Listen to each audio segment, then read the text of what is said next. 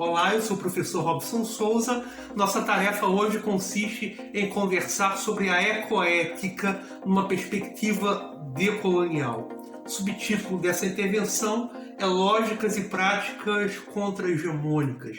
Quer dizer, estamos a falar de um campo de estudos orientado à intervenção, portanto, a dimensão propriamente teórica desse debate, quer dizer, aquela do campo da teoria, da investigação, da compreensão, se vincula aqui às dinâmicas e práticas da vida de comunidades, territórios e, por que não dizer, da sociedade como um todo. Quer dizer, de como ações operacionalizadas em aparelhos de Estado se vinculam às dinâmicas concretas de práticas cotidianas em comunidades locais, em territórios, por meio daquilo que se convencionou chamar de biopolítica, através do exercício do biopoder. Quer dizer, estamos a falar aqui de formas políticas de controle, mas também de formas políticas de resistência. Na medida em que o exercício do poder envolve sempre formas de resistência a ele, segundo Michel Foucault. Então, quais são exatamente os objetivos de nossa proposta? Refletir sobre as questões éticas, tendo como pano de fundo os desenvolvimentos no campo da ética aplicada, nomeadamente ecoética. Tematizar as questões socioambientais em chave decolonial.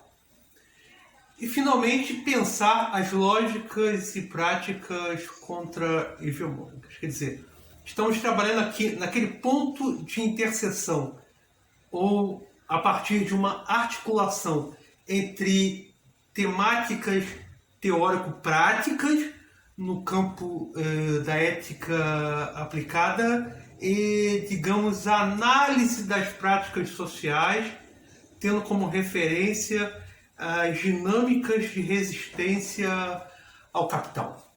Evidentemente, não há como pensar essas questões sem a elaboração de uma problematização da relação do homem com a natureza.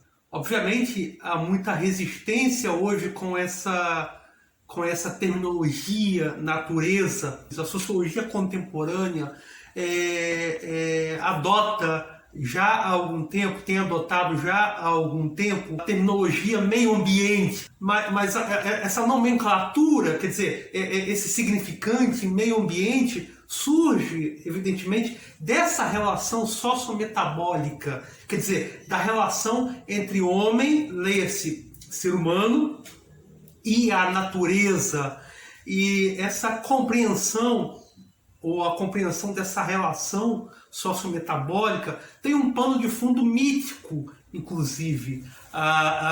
O professor Leonardo Boff, no seu maravilhoso livro O Despertar da Águia, o diabólico e o simbólico na construção da realidade, livro da editora Vozes, tematiza essa relação sociometabólica a partir de dois grandes mitos. Quer dizer, o primeiro mito é o mito bíblico da criação e tem como referência central a figura de Adão.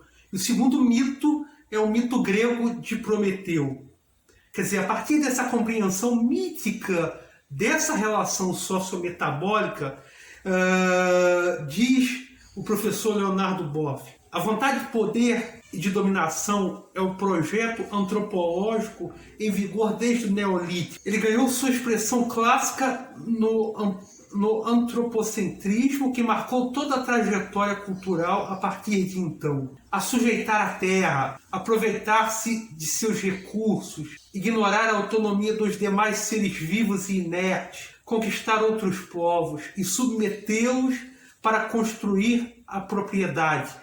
Eis o sonho maior que mobilizou desde sempre aquela porção da humanidade, detentora dos meios de poder, de ter e de saber. Prossegue o professor Leonardo Boff. O projeto de poder-dominação ganhou sua expressão dura a partir do século XVII. Naquela época começou a ser moldada a máquina industrialista. Já se haviam construído as bases filosóficas para tal empresa através de René Descartes, que é um filósofo francês. Este ensinava que o ser humano deve ser o mestre e o dono da natureza. Ou também através de Francis Bacon, o pai do método científico, que viu o laboratório como uma câmara de torturas de inquisidor. Deve-se forçar, coagir, torturar a natureza, escrevia ele, até que ela entregue todos os seus segredos. Foi autor da expressão saber é poder. E o poder era entendido como a capacidade de dominar, isto é, fazer com que os outros façam aquilo que o mais forte quer.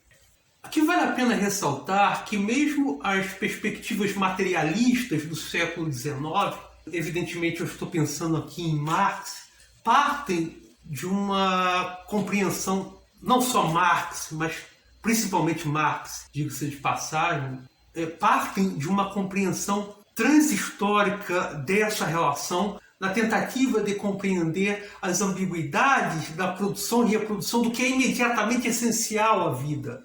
Quer dizer, na tentativa de compreender a relação que se estabelece entre o processo de trabalho e a transformação da natureza. Trata-se de uma compreensão transhistórica porque visa a análise da sociedade capitalista que se baseia na centralidade do processo de produção material. Quer dizer, o trabalho aqui, trabalho humano, diga-se de passagem, serve de intermediação entre os seres humanos e a natureza. O trabalho transforma a natureza no sentido de suprir as nossas necessidades. E ao fazê-lo, cria outras necessidades. Quer dizer, essa relação sociometabólica mediada pelo trabalho humano é uma relação entre seres humanos e natureza de transformação permanente. Nasce, nesse sentido, o paradigma da produção. E as tentativas materialistas de compreensão desses processos sociohistóricos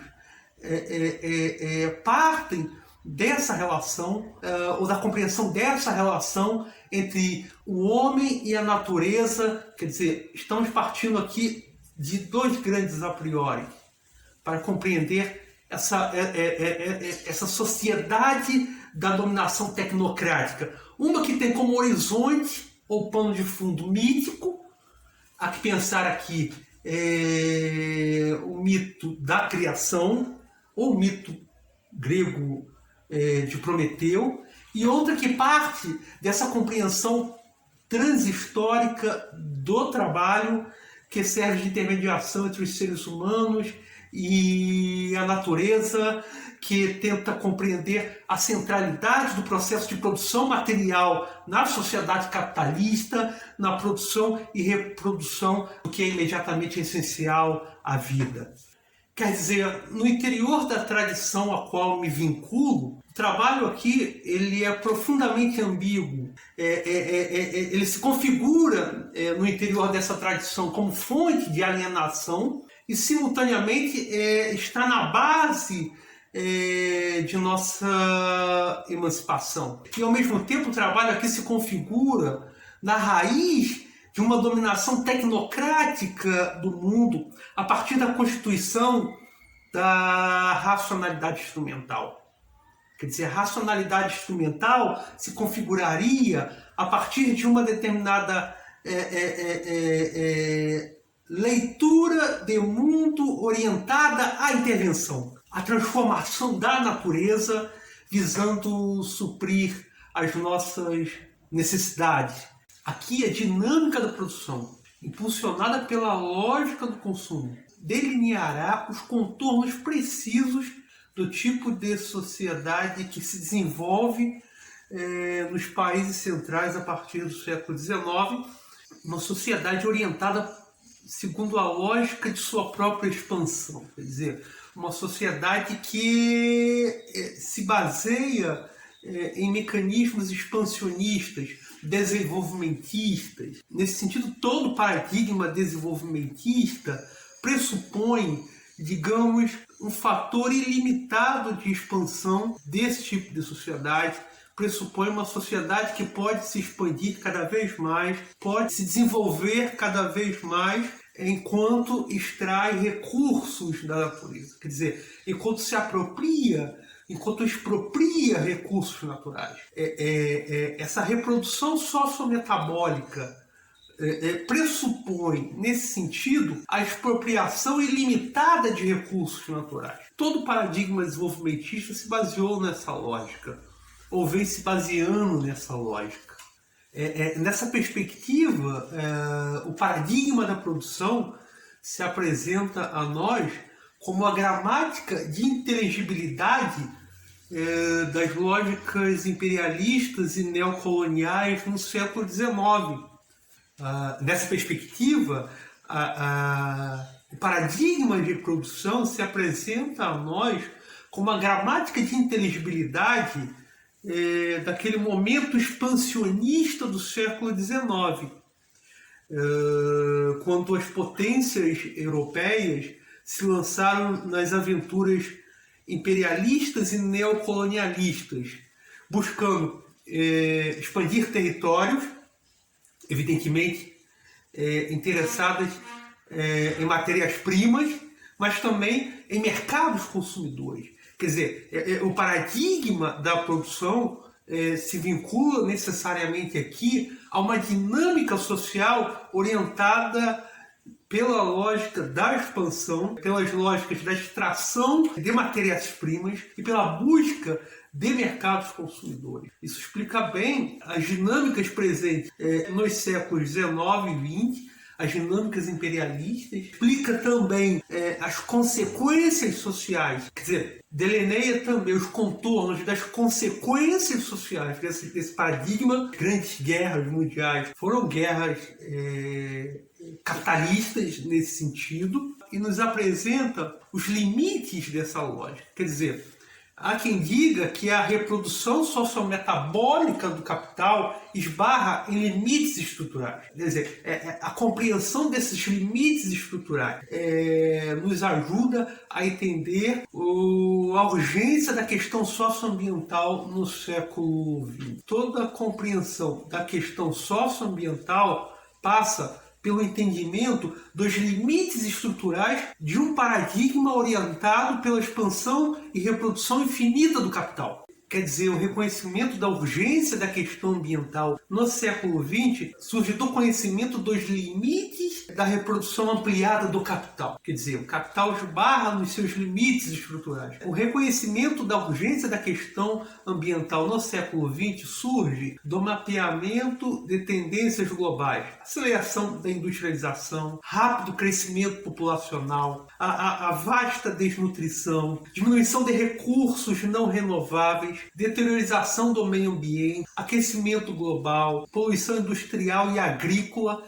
e ameaças climáticas. Mas o mapeamento dessas tendências só se faz inteligível a partir do reconhecimento de que a reprodução ampliada do capital teria esbarrado em seus limites estruturais. Porque todo o paradigma da produção se baseava numa lógica, a lógica de que a extração de recursos naturais poderia acontecer infinitamente. Mas era um pressuposto completamente equivocado. Quer dizer, evidentemente a noção de que os recursos poderiam ser extraídos infinitamente era completamente falso. Quer dizer, na segunda metade do século XX, houve o pleno reconhecimento de que a reprodução ampliada do capital se baseava numa tese completamente equivocada. A ideia de que os recursos poderiam ser extraídos infinitamente sem qualquer preocupação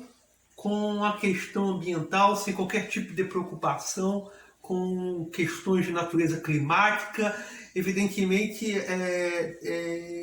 houve um estalo para essa dimensão propriamente de urgência da questão ambiental no século XX, principalmente no momento em que se falava de uma sociedade pós-industrial. Esse é o grande paradoxo. E qual é exatamente a dimensão da crise na virada do século XX para o século XXI? Desmatamento, mudanças climáticas com grandes nevascas no hemisfério norte e verões escaldantes em todo o globo, exploração dos recursos hídricos e minerais, degradação do solo e o colapso da biodiversidade.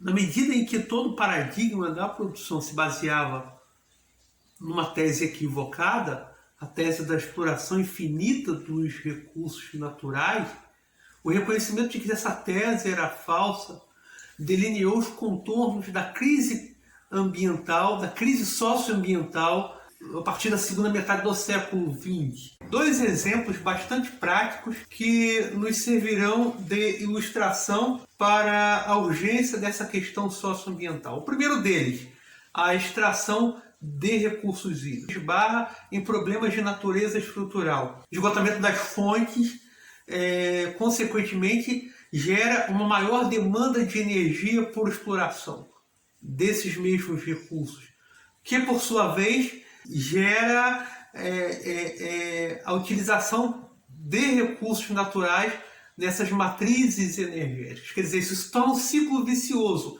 associado às crises climáticas. Chove cada vez menos em determinadas regiões do globo. Quer dizer, isso se torna uma bola de neve, tornando a exploração de recursos cada vez mais difícil para os seres humanos, com impactos ambientais de longo alcance. Temos na expropriação de petróleo, na extração de petróleo, um tipo de recurso não renovável. A exploração se torna cada vez mais difícil, demandando mais gastos na expropriação desses recursos em poços cada vez mais profundos. A exploração agrícola na região onde moro demanda a utilização de vastas áreas de produção com a exploração de recursos hídricos e energéticos. Quer dizer, enquanto esse tipo de exploração gera lucro ao agronegócio, evidentemente a manutenção ou daquele tipo de exploração, ou da exploração daquele tipo de monocultura permanece. No momento em que a exploração não é mais rentável, evidentemente o agronegócio se desloca dessa região para outra, deixando a área desertificada. Quem sai perdendo nessa equação é o produtor local, que não terá os recursos necessários para perpetuar qualquer tipo de cultivo naquela área.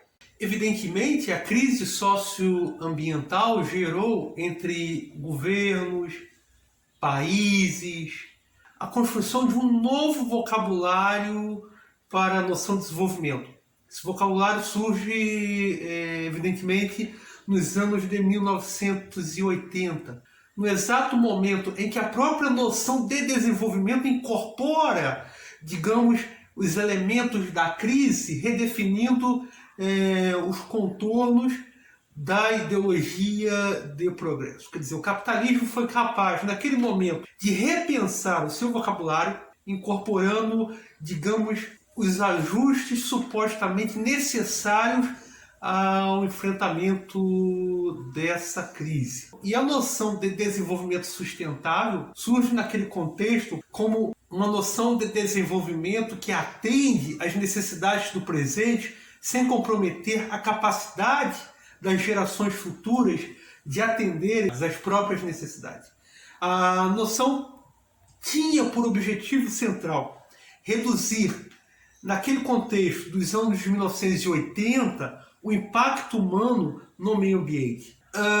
Naquele contexto dos anos de 1980, houve entre ambientalistas, governos e órgãos internacionais o envolvimento nesse debate, o desenvolvimento de fórmulas para um capitalismo sustentável. A ideia de um capitalismo verde surge naquele contexto. Uma ideia de desenvolvimento que desse conta da crise ambiental no qual o ser humano estava mergulhado. Evidentemente surgiu a partir desse cenário todo um vocabulário para o enfrentamento dessa crise, que envolvia aumento de eficiência energética e tecnológica, fim do subsídio aos combustíveis fósseis, taxa de carbono, desacoplamento, circularidade e desmaterialização da economia, carros elétricos, plásticos biodegradáveis, aumento das energias eólica e fotovoltaica, interesse em problemas como métodos de produção de alimentos e segurança energética. Quer dizer, a própria lógica do desenvolvimento incorpora em seu vocabulário a dimensão da crise, produzindo uma forma de representação do capitalismo que desse conta desse novo cenário no qual nós estávamos mergulhados a partir daquele contexto, um cenário que incorporava em seu vocabulário, digamos, uma gramática de enfrentamento da crise socioambiental.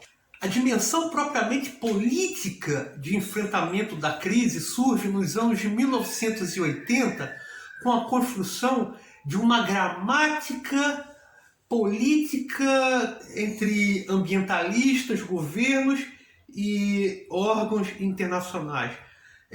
Uma gramática política com o consequente desenvolvimento de fórmulas para um capitalismo sustentável. Nesse momento, a ideologia de progresso incorpora no seu núcleo, digamos, aglutinador, a própria dimensão da crise socioambiental. Quer dizer, não apenas uma gramática de inteligibilidade, mas uma gramática de enfrentamento da crise socioambiental. A noção de desenvolvimento sustentável aqui surge com o objetivo de reduzir o impacto humano no meio ambiente. Com relação ao enfrentamento da crise, destacam-se dois marcos históricos importantes. O primeiro deles tem a ver com a incorporação pela sociologia das questões ambientais. Surge, portanto, nos países desenvolvidos uma sociologia ambiental que tinha como objeto de pesquisa, como objeto de estudo, as questões socioambientais. Quer dizer, o meio ambiente entrou na sociologia conforme questões como chuva ácida, aquecimento global e poluição foram ganhando destaque como problemas graves que exigiam soluções. Quer dizer, se por um lado o conceito de meio ambiente substitui gradativamente o conceito de natureza entre ativistas ambientalistas nos anos de 1960 em países desenvolvidos, por outro, a própria sociologia acadêmica incorpora como objeto de pesquisa os problemas socioambientais a partir do desenvolvimento de uma sociologia ambiental nos países desenvolvidos. É claro, com tendências diversas, os autores Anthony Giddens e Philip Sutton citam ao menos duas grandes tendências. Uma delas é o realismo crítico, a outra o construcionismo social. Daí dizer que há, na sociologia do final do século XX, uma maior sensibilidade aos riscos e um maior interesse pelo senso de individualização que se desenvolvia naquele contexto, com o enfraquecimento das formas coletivas de identificação. Já citei isso, paradoxalmente, no momento em que a sociedade se representava como uma sociedade pós-industrial, quer dizer, sociedade que sentia em si mesma os efeitos da destradicionalização, com o consequente enfraquecimento das formas coletivas de identificação. Repito, dos anos 1980 em diante, concomitantemente ao desenvolvimento de uma maior sensibilidade para as questões socioambientais. E é justamente nesse contexto, do final do século XX, que há o advento da subpolítica, quer dizer, a constituição da temática étnico-racial como ponto nodal a partir do qual se articulam demandas dos excluídos da história.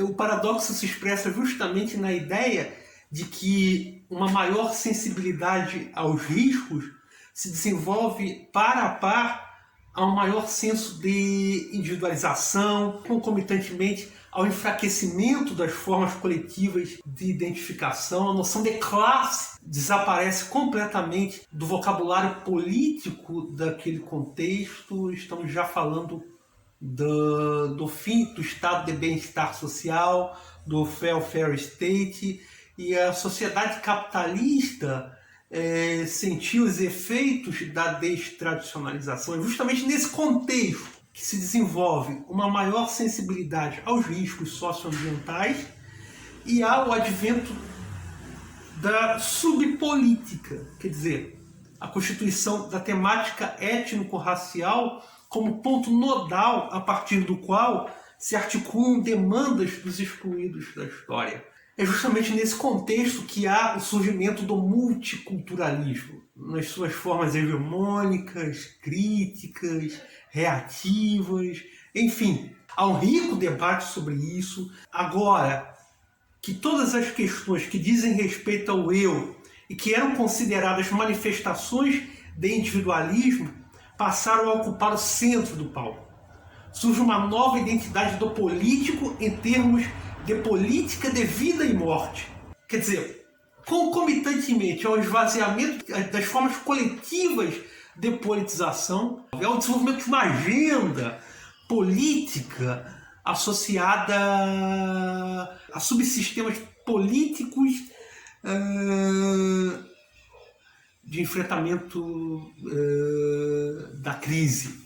Um autor bastante crítico a esse respeito é o teórico esloveno Slavoj Žižek, que no seu livro Em Defesa das Causas Perdidas, uma obra publicada pela editora Boitempo, expõe os aspectos ideológicos dessa gramática de enfrentamento da crise socioambiental. Quer dizer, Žižek procura compreender os aspectos propriamente ideológicos da ecologia, digamos assim.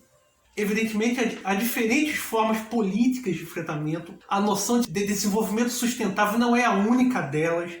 Hoje já se fala em ecossocialismo, em teorias do bem viver, quer dizer, essas diferentes formas de enfrentamento político da crise socioambiental incorporam a crítica feita, digamos, a essa noção ecológica que não levava em conta os aspectos multifacetados da crise. Quer dizer, hoje o debate ele é bastante rico e ele já incorpora a crítica feita a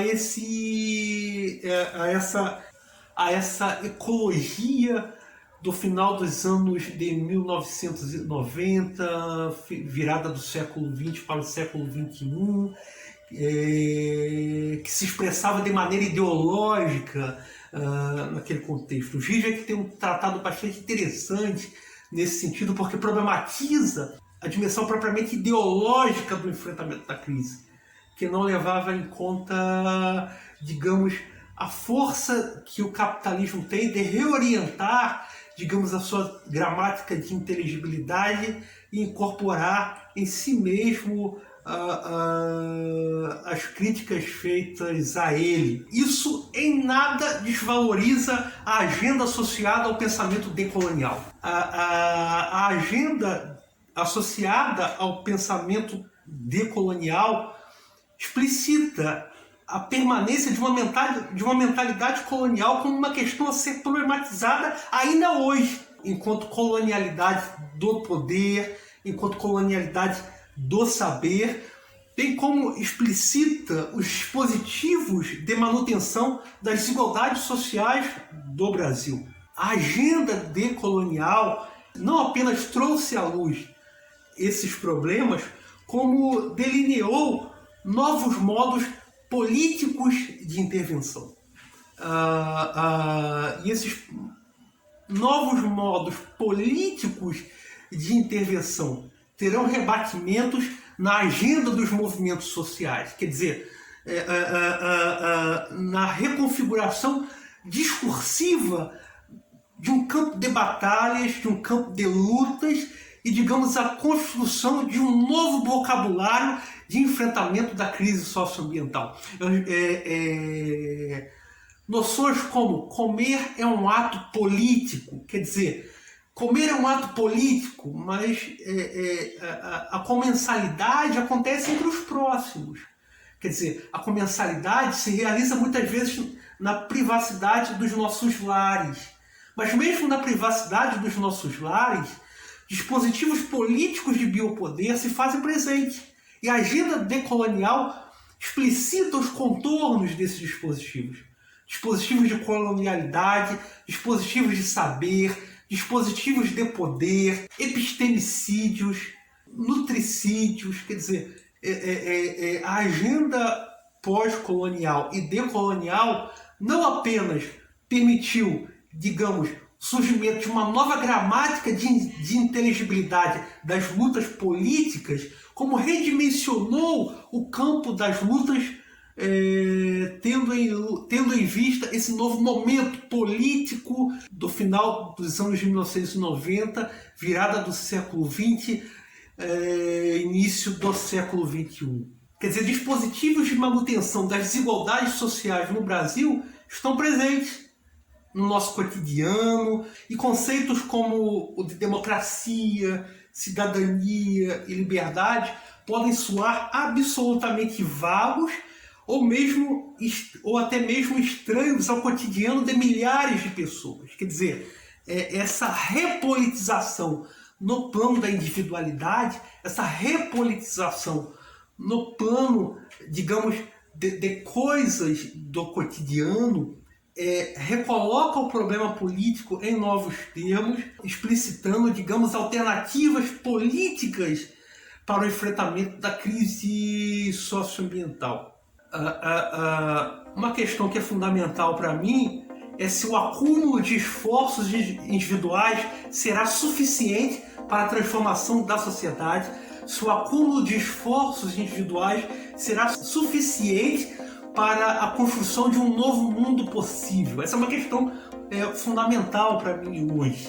Quer dizer, não temos respostas fáceis para essa questão. Quer dizer, essa é uma questão chave e que precisa ser problematizada por todos nós.